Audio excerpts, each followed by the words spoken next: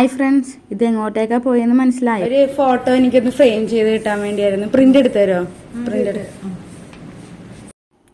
അപ്പോൾ നമുക്ക് ഈ ഫോട്ടോ ഫ്രെയിമാണ് നമ്മൾ സെലക്ട് ചെയ്തിരിക്കുന്നത്.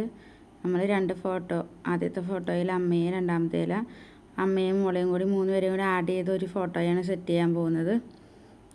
നമ്മൾ ചെയ്തിട്ട് ഡിസൈൻ ചെയ്ത് നമുക്ക് കൊണ്ടുപോയി കൊടുത്തായിരുന്നു. അവിടുത്തെ ടെക്നീഷ്യൻ നമുക്കത് പ്രിൻ്റ് എടുത്ത് സെറ്റ് ചെയ്ത് തരുന്നുണ്ട്. നമ്മുടെ റെഡിയായി വന്നിട്ടുണ്ട്.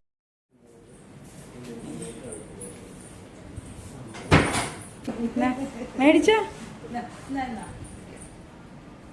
താങ്ക് യു അറിയില്ല, ഉറക്കെ താങ്ക് യു പറ.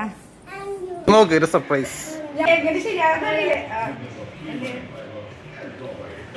ഇന്ന് എൻ്റെ ഫ്രണ്ട് അലീഷയുടെ ബർത്ത്ഡേ ആയിരുന്നു. അപ്പോൾ ഒരു സർപ്രൈസ് ഗിഫ്റ്റ് കൊടുക്കണം തോന്നിയപ്പോൾ അലീഷയുടെ അമ്മ നമ്മൾ കൊറോണ സമയത്ത് ആകസ്മികമായി അവരുടെ ഇടയിൽ നിന്ന് വേർപിരിഞ്ഞ് പോയതായിരുന്നു. അപ്പോൾ അതിൽ അലീഷയ്ക്ക് ഭയങ്കര വിഷമമുണ്ട്. കാരണം വിവാഹത്തിനുണ്ടായില്ല. കുഞ്ഞിൻ്റെ ജനസമയത്തൊക്കെ അമ്മയില്ലാത്തതിൻ്റെ വിഷമം എന്നോട് പങ്കുവയ്ക്കുമായിരുന്നു. അപ്പോൾ ഞാനോർത്തു അതിനകത്ത് ഒരു ചെറിയ പങ്കെങ്കിലും ഒന്ന് വിഷമം മാറ്റാനായിട്ട് എന്തെങ്കിലും ചെയ്യാൻ പറ്റുന്നു. അപ്പോൾ അങ്ങനെ എന്നാൽ കഴിയുന്ന വിധത്തിൽ ഞാൻ അമ്മയുടെ ഒരു ഫോട്ടോ കട്ട് ചെയ്ത് ഇവരുടെ ഫോട്ടോയുടെ ആഡ് ചെയ്ത് കൊടുത്തതാണ്.